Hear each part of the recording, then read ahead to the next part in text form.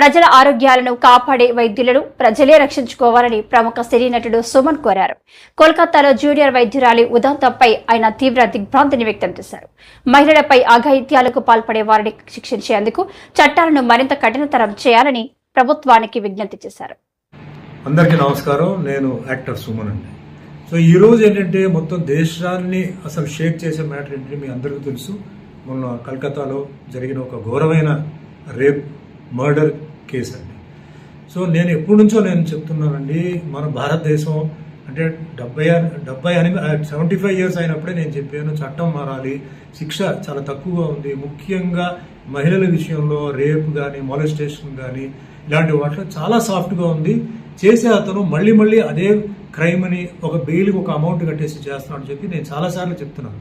ఇది first time కాదండి. నా ఇంటర్వ్యూస్ అన్నింటిలో మహిళ రక్షణ కోసం ఎవరు ఉన్నారు, సో మహిళలే వాళ్ళు సొంతంగా వాళ్ళు సెల్ఫ్ డిఫెన్స్ నేర్చుకోవాలని చెప్పేసి నేను చాలా మార్షల్ ఆర్ట్ స్కూల్స్కి నేను ఫ్రీగా, అంటే పేద పిల్లలు ఎవరైతే ఉన్నారో వాళ్ళందరికీ నేను మార్షల్ ఆర్ట్ నేర్పించమని నేను చాలా మందికి చెప్పడం జరుగుతుంది.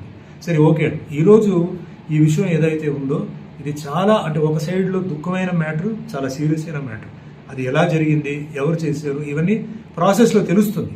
బట్ చాలా ముఖ్యమైన విషయం ఏంటంటే దీనికి అసలు కొందరు సపోర్ట్ చేయడం, అంటే what I mean to say, దీన్ని ఎట్లా అయినా దీన్ని నొక్కాలని, ఇది బయటకు రాకూడదని చేస్తున్నారు. సో దీనికి తప్పకుండా ఏంటంటే ప్రొటెస్ట్ కావాలి. సో డాక్టర్ ప్రొఫెషన్కి వచ్చేటప్పుడు నేను చాలా అంటే ముఖ్యంగా నేను మీటింగ్స్లో మాట్లాడేది, మన దేశాన్ని కాపాడుతున్న సైనికులు, ఎయిర్ ఫోర్స్, నేవీ, వాళ్ళందరూ ఉండబట్టే ఈరోజు మనం ఈ దేశంలో ఉన్నాం. మనకు తెలియకుండా మన హ్యాపీగా ఎంటర్టైన్మెంట్, జోకులు, పబ్బు, క్లబ్ అన్నీ చేస్తున్నాం. కానీ వాళ్ళు బార్డర్లో ఉండి వాళ్ళ పిల్లల్ని వాళ్ళ ఫ్యామిలీని వదిలేసి మన కోసం వాళ్ళు చేస్తున్నారు. ఇది ఎవరు పెద్దగా సీరియస్గా తీసుకోవట్లేదు.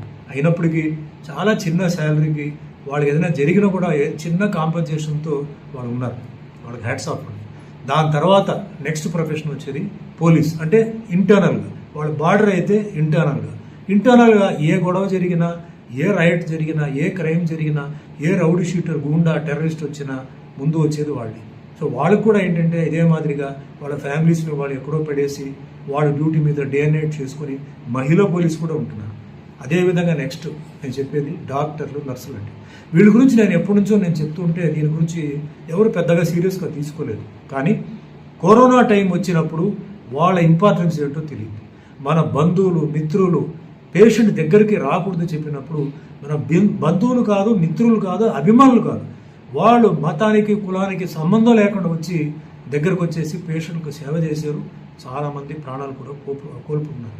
సో ఇది ఒక చాలా పవిత్రమైన ఒక ప్రొఫెషన్, చాలా గట్స్ కావాలి. అలాంటి జరిగినప్పుడు కూడా నర్సులు కానీ, డాక్టర్లు కానీ ఇంకా అదే ప్రొఫెషన్లో వాళ్ళు వెళ్తున్నారు. సో మన దేశంలో మన బాధ్యత అంటే నేను పొలిటికల్ వాళ్ళని, పోలీసు వాళ్ళని, పెద్ద వాళ్ళని చెప్పడం కాదు. మన ప్రజల బాధ్యత ఏంటంటే అలాంటి వాళ్ళకి మనం రక్షణ ఇవ్వాలి. ఏదైనా ఎవరికైనా చాలా విలువైంది ఏంటంటే రియల్ ఎస్టేట్ కాదని ప్రాణం. అంటే అలాంటి డాక్టర్లు ఈ విధంగా జరగడం అనేది చాలా నిజంగా చాలా బాధగా ఉంది. నేను ఒకటే చెప్తున్నాను, మన అందరూ ఎవరికి వాళ్ళు మనకెందుకులే దీంట్లో పొలిటికల్ ఇన్వాల్వ్మెంట్, మనకెందుకులే దీంట్లో ఎవరితో ఇన్వాల్వ్మెంట్ అలా అనుకుంటే రేపు మీ ఇంట్లో ఒక మహిళ, అంటే అది మీ అక్క ఉండొచ్చు, మీ చెల్లి ఉండొచ్చు, మీ కూతురు ఉండొచ్చు, అలా జరిగినప్పుడు మీ రియాక్షన్ ఎలా ఉంటుంది? అంత దూరం దయచేసి మీరు వదలొద్దు. దీనికి అందరూ సహకరించండి. మీ రూట్లో మీ ద్వారా మీరు ఏమేం చేయగలుగుతున్నారో దీనికి ఒక పరిష్కారం రావాలి. ఫ్యూచర్లో అంటే మహిళలు రాత్రి పూట వెళ్ళకూడదు, మహిళలు అక్కడికి వెళ్ళకూడదు అంటే అది తప్పు. ఎందుకంటే ఈరోజు భారతదేశంలో రాత్రి పగలు పనిచేస్తేనే వాళ్ళ ఇంటికి వాళ్ళు ఏదో కొంచెం డబ్బులు తీసుకెళ్తున్నారు. సో డ్యూటీ పరంగా వాళ్ళు అన్ని చోటుకి వెళ్ళాలి. వాళ్ళకి రక్షణ కల్పించాల్సింది ఎవరంటే అది గవర్నమెంట్ బాధ్యత. వాళ్ళు చూసుకోవాల్సింది ఆ డిపార్ట్మెంట్కి సంబంధించిన బాధ్యత. అదే మాదిరిగా జడ్జిమెంట్ ఇక మీద చాలా స్ట్రాంగ్గా ఉండాలి.